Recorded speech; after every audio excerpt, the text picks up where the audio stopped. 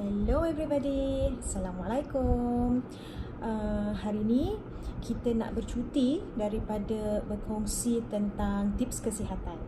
Tapi apa kita nak buat hari ni Hari ni Win nak kupas satu persoalan yang banyak sangat Win terima akhir-akhir ni, yang banyak sangat orang tanya pada Win, why forever? Kenapa forever? So hari ni kita nak buat satu pengakuan tentang kenapa forever adalah pilihan kalbu. Okay, so sebelum kita mula, we nak bersyukur kerana Allah dah beri nikmat 3 kebebasan.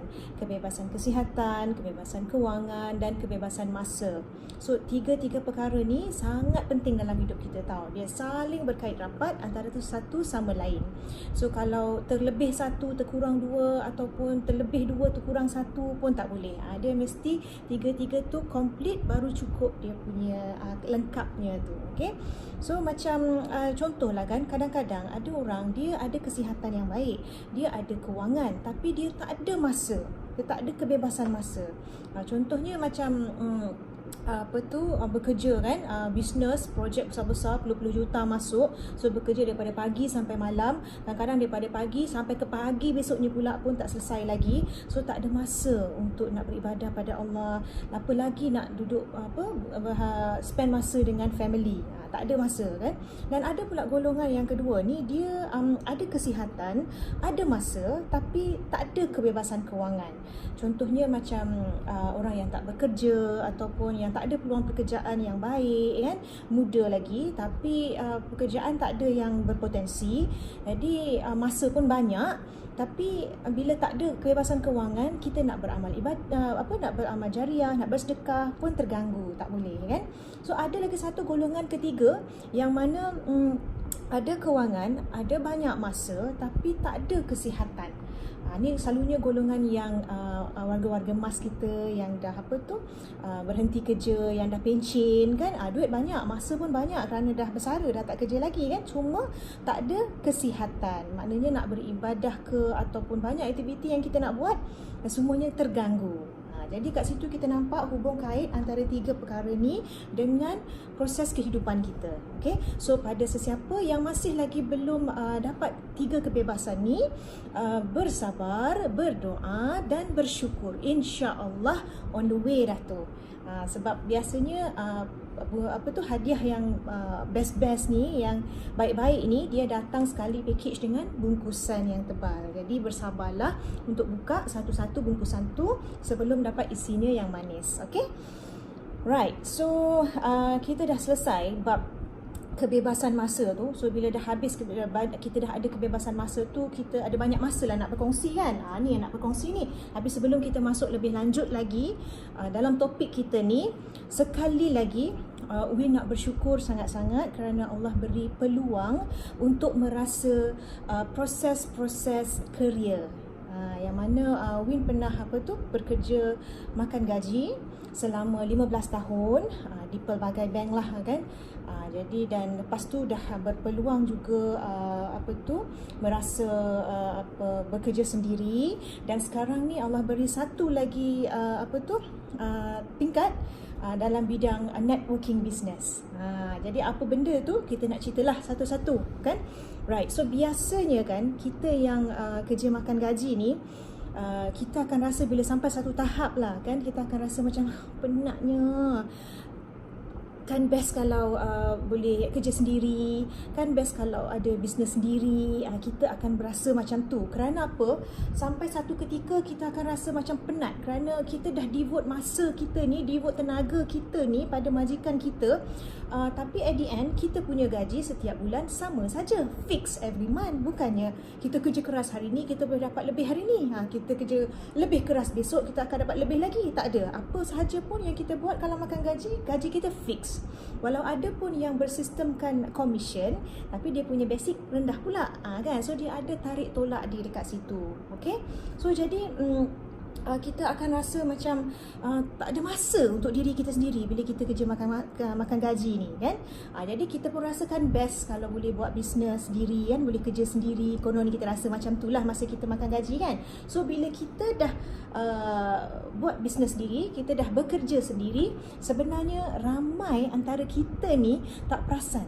Bila kita buat bisnes sendiri, ada 5 perkara sebenarnya ya, yang kos-kos yang terlibat yang mengikat kita. Apa dia kos-kos tu? Yang pertama, okay? Yang pertama adalah modal permulaan. Bila kita nak buat bisnes, definitely lah akan ada modal permulaan yang kita kena letak dekat situ. Betul tak? Apa dia? Nak cari pejabat, cari office kan. Bila dah ada office, kita nak renovate, nak baiki sana, baiki sini. Lepas tu kita nak beli perabot, beli peralatan, banyaklah semua benda nak lengkapkan kita punya premis perniagaan tu. Okey, itu yang pertama yang dah mengikat tangan kanan kita. Okey.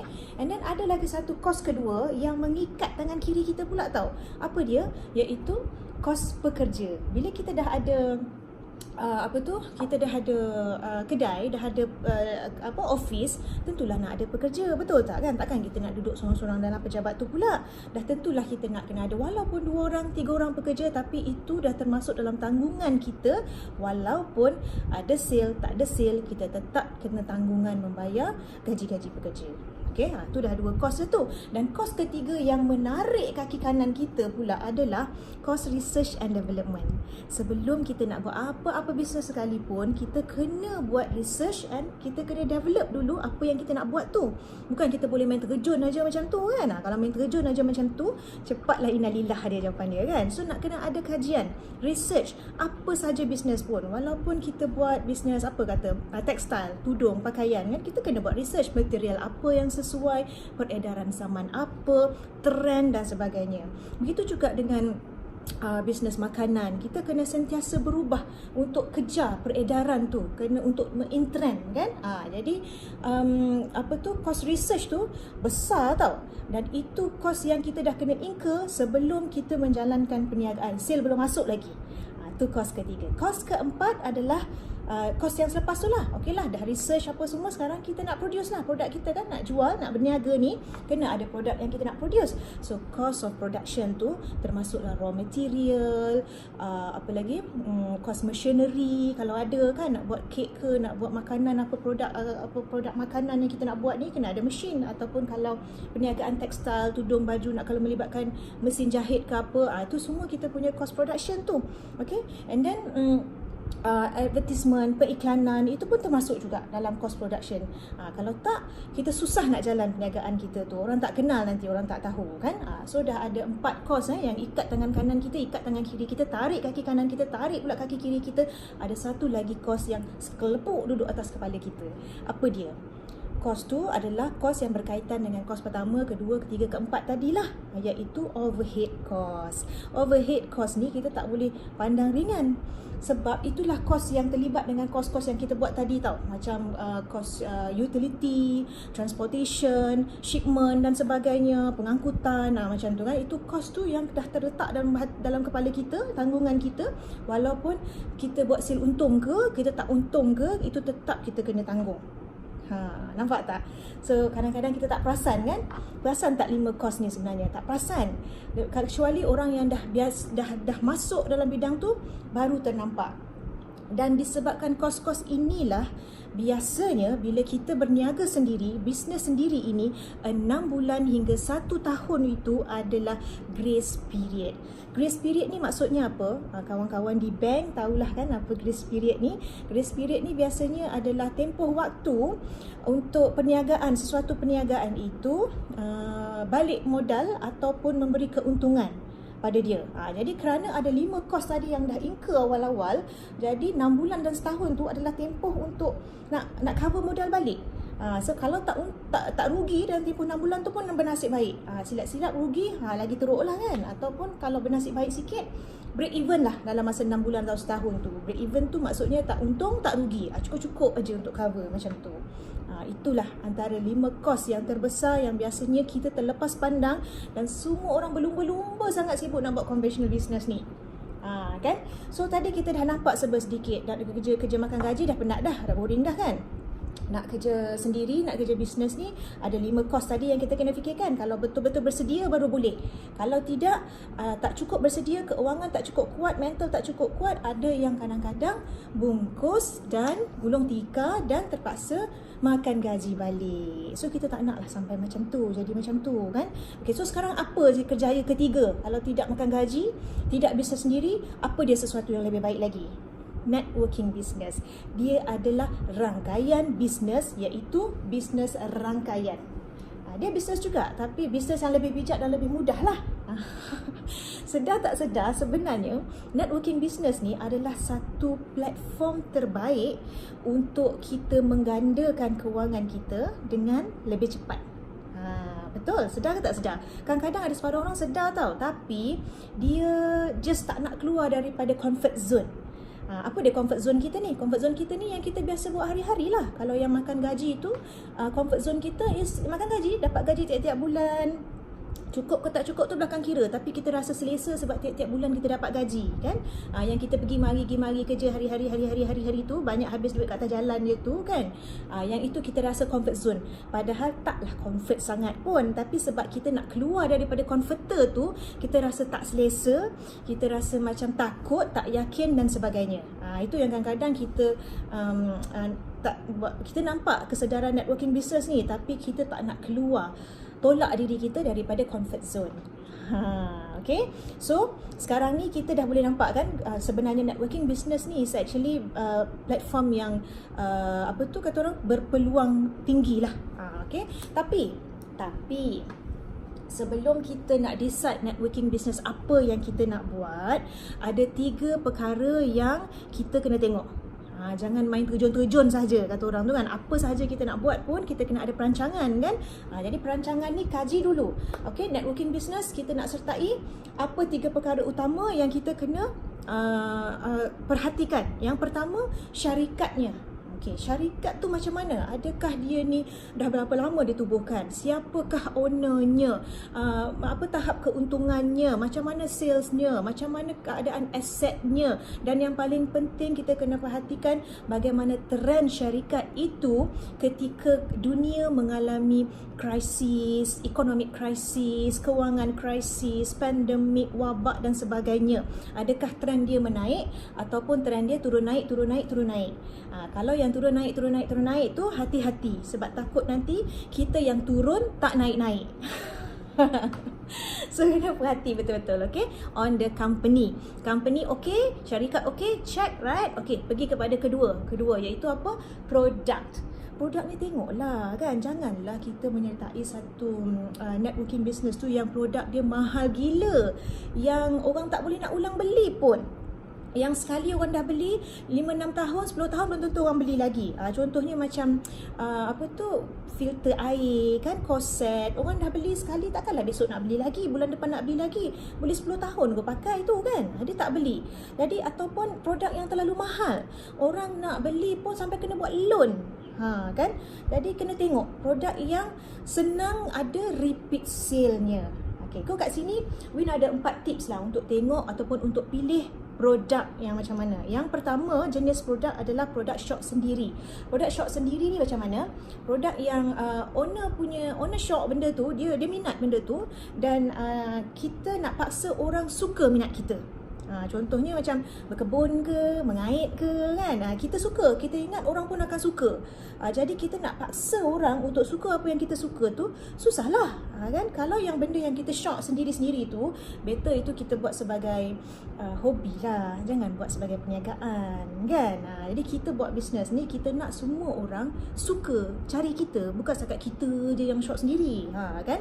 Produk yang kedua adalah produk kemahuan. Produk kemahuan ni apa? Produk kemahuan ni benda yang dah banyak ada, dah sedia ada. Kalau kita tengok kat seliling ni, dalam keadaan rumah kita ni, apa yang kita sedia ada? Contohnya pakaian, kita dah banyak kan. Benda yang berkaitan dengan fashion, tudung, macam tu, perabot, benda yang sedia ada. Maknanya kalau orang tak beli pun tak apa, benda tu dah ada dah. Cuma dia kalau mahu dia belilah. Macam gitu kan. So produk yang ketiga, naik satu tahap sikit lagi, produk keperluan.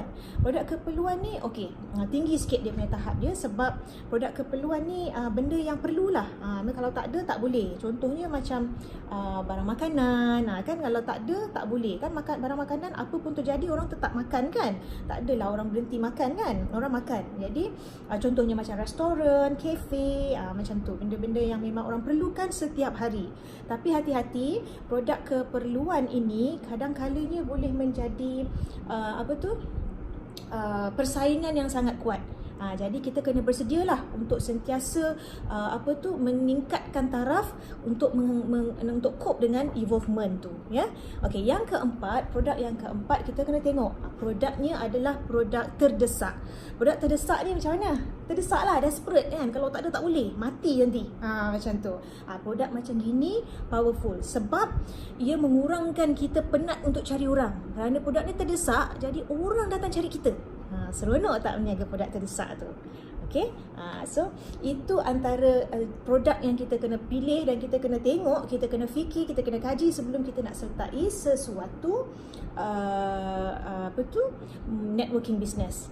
Okay, so company dah tadi kan, and then produk pun dah kan. Okay, so sekarang yang ketiga, yang paling powerful dan yang paling penting adalah business plan dan networking plan. Kadang-kadang company dah bagus, produk dah bagus, tapi business plannya tak jelas, samar-samar. So ramai orang yang tersungkur di sini kerana produk bagus, company okey, stabil, tapi dia punya business plan dan marketing plan dia kurang jelas. Maka ramai yang tak boleh nak carry, ramai yang tak boleh nak bawa dan tak boleh nak teruskan. Okay, so business plan ni memang yang powerful lah. Di Forever, Win sendiri pun tertarik dengan business plan dia, kerana tak pernah jumpa. Okay, biasanya lah bila kita sebut pasal multi level marketing ataupun direct selling ataupun networking business kan, apa yang sebenarnya kita takut? Yang kita ni lah takut kan, yang ramai dah rasa-rasanya ramai juga dah yang pernah terjebak dan dah pernah terkena mungkin, sebab Win sendiri pun pernah terlibat. Jadi boleh kongsi, you all sendiri pun ada pandangan you all kan, tapi cuba kita tengok kat sini, kita compare sama ke tak sama, apa yang kebanyakan orang takut tentang multi level marketing. Okey, yang pertama, biasanya lah kan, kita akan takut, kita kata macam nak kena jual-jual barang, nak kena cari-cari orang, tak gerti lah nak cakap, tak tahu nak buat macam mana. Betul tak? Itu nombor satu kan. Yang nombor dua pula, kita akan kata modal nak mula tu banyak ke? Nak kena buat loan nanti ni, berapa ni? 5,000, 6,000, tak ada duit ni. Kadang-kadang simpanan pun tak sampai banyak tu kan. Macam mana kita nak bagi modal sekelepuk kat situ? Ni nak bisnes belum jalan lagi ni, belum mula lagi ni. Nak kena letak modal tinggi dah. Nak kena loan-loan pula kan. Okey, yang ketiga, biasanya kita kata apa? Nanti kena maintain lah ni tiap-tiap bulan kan. Kalau tak maintain 500 setiap bulan ataupun 200-300 setiap bulan beli barang, nanti kita punya pangkat turun, diskaun kita jadi rendah, bonus tak dapat. Tu kan biasa yang kita kata macam penat, jadi tak nak dengar pasal marketing ni kan. Yang keempat pula, biasa kita akan kata apa? Oi, bahaya ni, ada pakai piramid, binary system, ada matching pairing ni. Susah kan? Nak cari kaki kanan sama kaki kiri, nak kena pair pula lagi, nak kena match kiri dengan kanan kena sama, kan susah. So yang kelima kita akan takut juga adalah points. Kita dah buat sale bagai nak gila dah ni kan, tapi di kita punya bonus dia bayar menggunakan point. 0.05 poin sekali dengan harga member dan sebagainya. Jadi bonus at the end, bonus kita ceput sahaja. Betul tak kan? Jadi yang last kali lah yang biasa kita akan rasa macam dah letih dengan MLM ni, bila kita disumbatkan dengan insentif yang bulan bintang gunung ganang. Macam tu. Apa biasanya orang akan kata jutawan lah kan, rumah besar lah, kereta mewah lah, income berpuluh-puluh ribu satu bulan. Biasanya kita akan dengar benda-benda tu kan. Alright, tapi di Forever, okay, berbeza. Itu sebab Win kata di business plan, marketing plan di Forever membuka mata. Win dulu pun pernah tutup ni, minda ni, mata ni, hati ni, fikiran ni dengan multi level. Sebab 6 perkara tadilah. Sebab 6 perkara tadilah yang kita takut, yang kita rasa cukup serik dah, tak nak dah kan. Tapi Allah kurniakan kita dengan akal fikiran yang mana yang membezakan kita dengan makhluk yang lain adalah akal fikiran kan. Jadi kita fikir, kita kaji. Okay, bila Forever ni Win dengar business plan dia begini, dia dah counter balik 6 perkara yang kita takut tadi. Yang pertama tadi apa? Di Forever Yang pertama dia orang cakap apa? Kena jual-jual barang kan? Kena jual-jual barang, cek-cek orang kan? Okey, di Forever kita tak pakai konsep menjual. Kita pakai konsep berkongsi, sharing. Jadi kita tak jual Jangan siapa kata nak beli tak jual tak jual tau. Jadi kita berkongsi apa yang kita rasa, apa yang kita pakai, kebaikan, faedah pada diri kita, kita cuma sampaikan sahaja. Kerana perkara yang baik ni, dalam Quran pun kata perkara yang baik ni haruslah disampaikan walaupun dengan satu ayat. Jadi kalau ada benda yang baik berlaku dalam diri kita, ada sesuatu yang kita rasa bagus, kita kena kongsi pada orang lain. Okey, jangan kedekut tau, kena kongsi. Okey. So bila kita kongsi tu, dia lagi lebih mudah. Kalau konsep menjual ni kita akan stres, nak jual, nak paksa orang beli, kita nak bonus, nak itu, nak ini dan sebagainya semua kan. Tapi kita di sini tak ada, betulkan niat kita dulu kan. Kita just nak kongsi saja, kongsi kebaikan yang kita rasa apa berlaku pada kita, kongsi pada orang. Apa peluang yang kita rasa kita nampak, kongsi pada orang. Sebab kita tak tahu banyak orang sebenarnya mencari peluang dan banyak orang sebenarnya yang tak tahu lagi. Okay. Yang kedua apa bendanya yang kita takut tadi? Modal penuh, modal mahal kan? Nak kena buat loan apa semua. Tidak, jangan risau. Di Forever hanyalah serendah RM90 modal seumur hidup. Tak perlu buat loan. Bank pun tak nak bagi loan RM90 kan. Kalau nak loan dengan mak, bapak, suami, isteri, bolehlah. Macam tu. Yang seterusnya apa? Maintain tadi Okey, tak ada. Di Forever tak ada maintain. Tak ada tiap bulan you kena beli berapa ke. Kalau tak nanti pangkat you jatuh ataupun you tak dapat diskaun sebanyak itu ke apa ke. Tak ada. Okey, tak ada maintain tiap bulan. So don't worry. So yang seterusnya pula tadi apa kata bonus point-point point-point, pairing-pairing semua tadi yang kita takut sangat tu kan.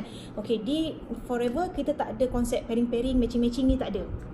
Macam mana kita nak matchkan kaki kanan, nak cari kaki kiri kan, nak cari orang bawah kaki kanan, kaki kiri, nak cari yang sama, macam mana? Sedangkan anak kembar sendiri pun yang duduk dalam satu perut sekali pun tak sama sikap dia, tak sama kehendak dia, tak sama kemahuan keperluan dia, betul tak? Ini kan pula kita nak pairing, nak cari kaki kanan yang buat 5,000 sale, nak pairkan kaki kiri pun buat 5,000 sale juga.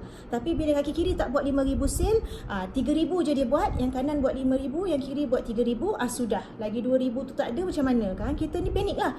Tak dapat bonus ni sekarang ni kan, sebab tak match tu. Jadi apa kita buat? Bila dah panik, kita top up lah yang 3,000 tadi ni. Bila kita top up 3,000 tadi ni, itu yang berlaku, stok masuk bawah katil. Kan? So kena tengok betul-betul, jangan ada sistem main top up ni, takut nanti kita yang terperuk kat bawah katil tu. Kan itu kena kaji tu, kena tengok betul-betul yang tu. Okay, and then pasal bonus ni kita tak bayar ikut kata orang point-point ni kita tak pakai BB ke apa ni, tak ada. Kita di Forever ni syarikat cuma ambil 30% sahaja, keuntungan 70% adalah kita sebagai ejen. Kenapa boleh jadi macam tu? Sebab di Forever kita tak ada orang tengah. Orang tengah ni maknanya kilang lah, yang nak kena produce barang-barang kita tu kan, tak ada. Cuma syarikat aja 30%. Biasanya kalau syarikat yang multi level yang sebelah kiri tu, dia akan ada owner akan ambil 30%, lepas tu dia punya kilang akan ambil 35%. Jadi tinggallah balance 35% untuk agent. Tapi kita di Forever 30% owner, 70% lagi kita sebagai agent. Best ke? Best gila. Best gila kan? Macam mana boleh ada 70% tu? Sebab kita punya bonus dibayar direct daripada harga jual. Contohlah kan, kita dah penat-penat ni buat sale 10,000 lah contohnya kan. Kita buat sale 10,000, lepas tu kita punya member price kita dapat 30% lah katakan diskaun. So kita cuma bayar 7,000 saja. Sale kita buat tadi 10,000 lah sale kan, tapi kita punya yang kita bayar 7,000. Jadi bonus kita dikira 0.5% contohnya kan, 0.5% daripada harga member. daripada 7,000. Kan penat tu kan, kecil lah kan, ciput je kan. Tapi di Forever kita punya bonus direct daripada selling price tadi, daripada 10,000 tadi, bukan daripada harga member. Jadi nampak tak, sebab tu kita boleh mencapai sampai 70%. Selain daripada tu pula, kita ada direct bonus yang kalau di bawah kita terus dapat direct, tak ada kaki kanan kaki kiri, direct terus kepada kita bonusnya. Dan di bawah lagi tu pula dia akan ada pula indirect bonus terus naik ke kita. Macam tu. Dia tak ada fancy kaki-kaki kanan ni kiri ni, tak ada kan. Lepas tu lagi satu yang paling bestnya pula, kita ada 3% profit sharing daripada setiap cawangan Forever di seluruh dunia. Forever berada di 168 buah negara seluruh dunia. Satu dunia ada lebih kurang 190 lebih buah negara macam tu. So kita boleh nampak majority, Forever berada di majority negara di seluruh dunia ni.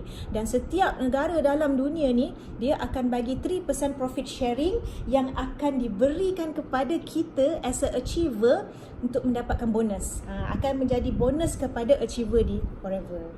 Itu yang menjadikan besarnya bonus tu. Kat tempat lain ada tak? Cuba compare sendiri, okay? Dan yang last kali lah, yang last kali biasanya insentif lah kan. Dia orang suka tambah Ajinomoto, bagi seronok sikit, konon-konon orang dengar, oh ada insentif, boleh jadi jutawan lah, boleh ada tabung rumah, tabung kereta mewah dan sebagainya kan. Income boleh jadi puluh-puluh ribu, ratus-ratus ribu kan.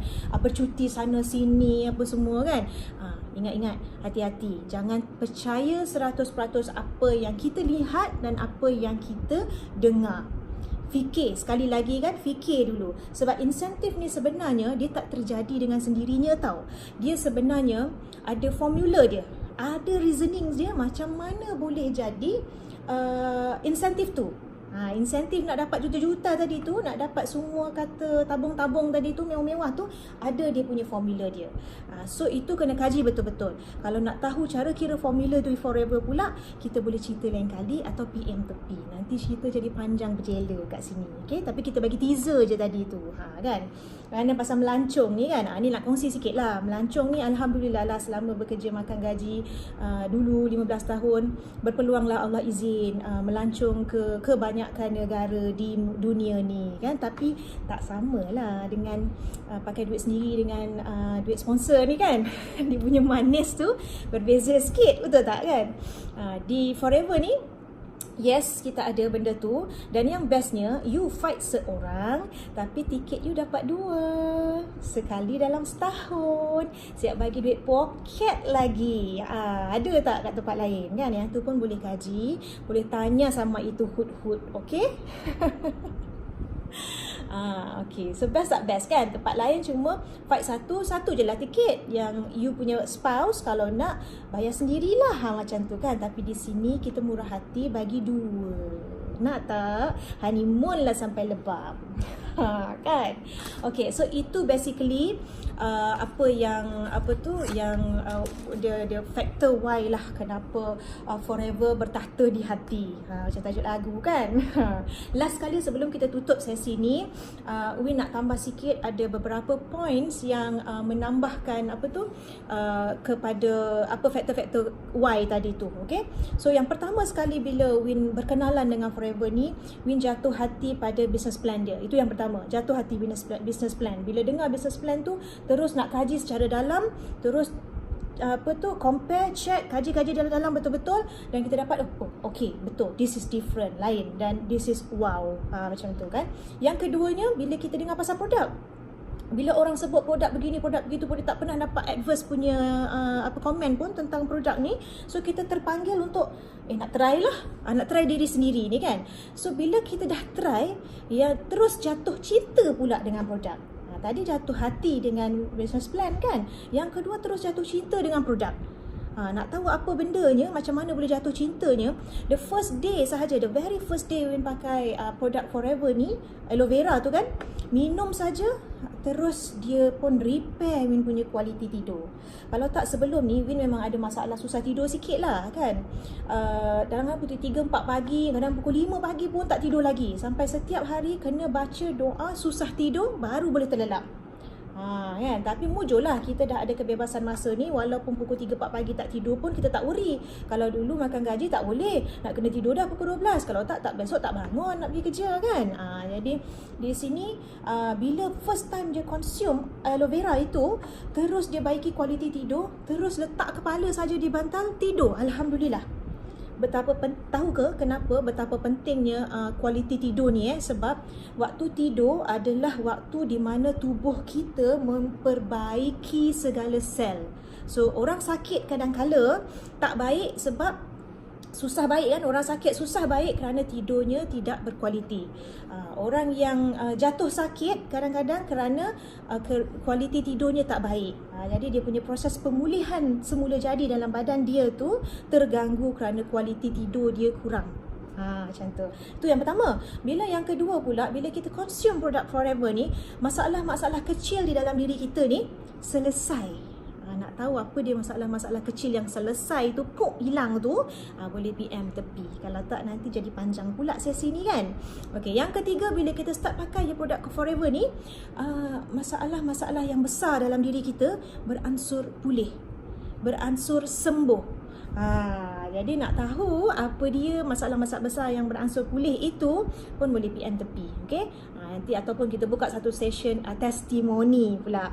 Okey. Tapi bila kita rasa sendiri benda tu, kita boleh cakap. Kalau kita tak rasa, kita nak buat-buat ni susahlah kan. Ni bila kita dah sendiri kita rasa, kita boleh sampaikan yang sebenar. Itu yang perkara yang buatkan why Forever. Dah dengan dia punya business plan dah jatuh hati. Lepas tu jatuh cinta pula lagi dengan products kan. And then yang ketiganya, why tambahan kepada why Forever ni is kerana Deep Forever we nampak ia adalah platform untuk menyeimbangkan antara dunia dan akhirat lah. At the end, kita hidup di dunia ni sementara dan kita nak menabung untuk kehidupan kita di sana. Jadi kenapa kita kata kebebasan hidup di dunia tu, kita dapat 3 kebebasan tadi, masa, kewangan dan juga kesihatan kan. Dan yang di akhiratnya, we nampak di Forever ini adalah platform untuk kita beramal dan membantu. Kerana apa kita kata membantu ni? Membantu bukannya dalam skop kewangan sahaja. Bukan kata kita tu bantu tu bagi duit saja, bukan di situ. Okay? Membantu ni maksudnya kita buka peluang kepada orang yang tidak berpeluang di luar sana, yang mungkin tak nampak peluang yang Allah beri pada kita untuk lihat. Tu. Dan yang paling penting, kita banyak bantu orang yang tiada nikmat kesihatan. Banyak sangat, terlalu ramai orang di luar sana yang diuji dengan masalah kesihatan, kanser, stroke, lumpuh, kencing manis, buah pinggang, buasir, darah tinggi, macam-macam penyakit lah yang kadang-kadang doktor pun dah give up lah kan. Doktor kata okey lah, saya bagi 6 bulan dah, tak boleh nak buat apa lah, 6 bulan je lah hidup. Masya Allah, apa perasaan kita bila doktor beri kita jangka masa macam tu kan. Tapi di Forever, Alhamdulillah, kita dah bantu banyak orang yang dah final stage cancer.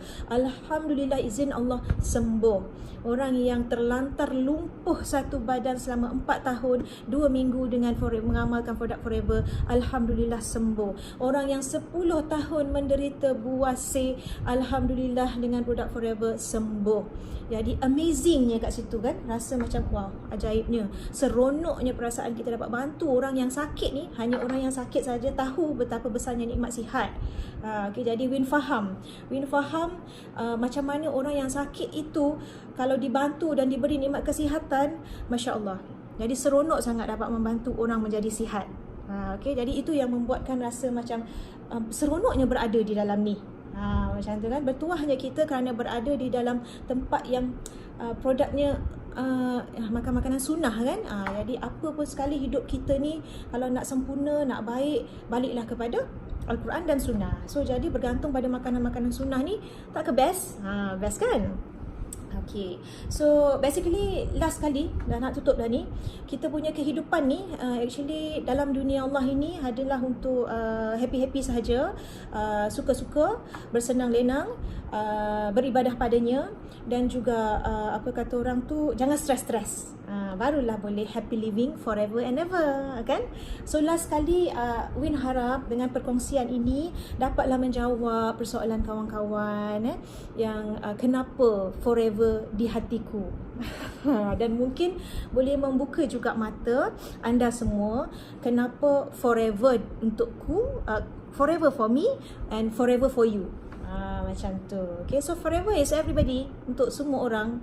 Okay, so itu sahaja. Kalau ada apa-apa yang perlukan penjelasan lebih ataupun pertanyaan, don't worry, boleh PM sahaja, tak ada masalah. Dan semoga kita jumpa di video-video yang lain. Okay, bye. Assalamualaikum.